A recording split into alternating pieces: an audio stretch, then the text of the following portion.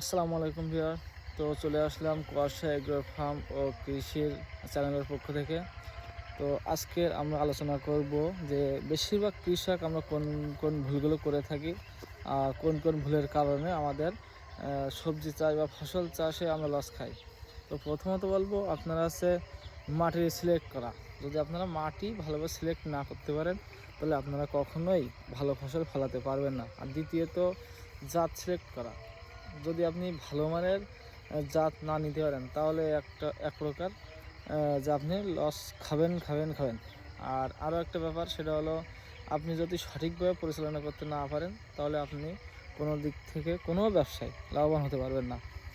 আর আমাদের এলাকার কৃষকেরা বেশিরভাগ কী করে, যে কোনো জিনিস দেওয়ার পর ঠিক মতন সার দেয় না, মাটি দেয় না, পরিচালনা করে না, তারপরে কোন মাটিতে কোন ফসল হয় সে সম্পর্কে কোনো ধারণা রাখে না বা একটু বোঝার চেষ্টাও করে না। তো এইসব কারণে আমরা লস খাই। তা আমরা কেন এইসব কারণে কিসের জন্য লস খাবো?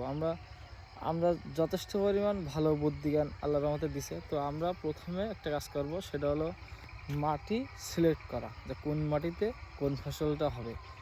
আর দ্বিতীয়ত বীজ, যদি ভালো মানের বীজ না নিতে পারি, ভালো জাতের বীজ না নিতে পারি, তাহলে আমি তো ফসলে খরচ করে কোনো লাভ হবে না। আর তৃতীয়ত ভালোভাবে পরিচালনা করা।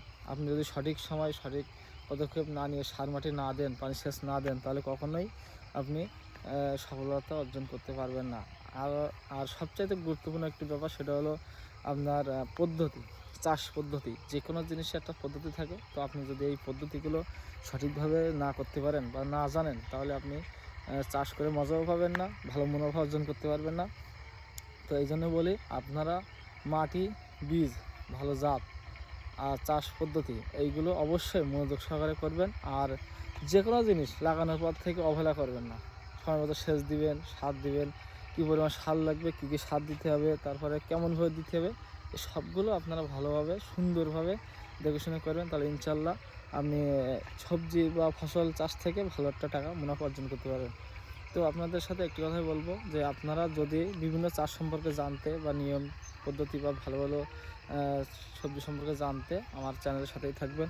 আর আমার ভিডিওগুলো লাইক করে শেয়ার করে অবশ্যই সাবস্ক্রাইব করে দিবেন। আর আমার জন্য দোয়া করবেন, আমি যেন আপনাদের ভালো ভালো ভিডিও বা সঠিক তথ্যগুলো আপনাদের কাছে তুলে ধরতে পারি। তো আজকের এই পর্যন্তই। আসসালামু আলাইকুম।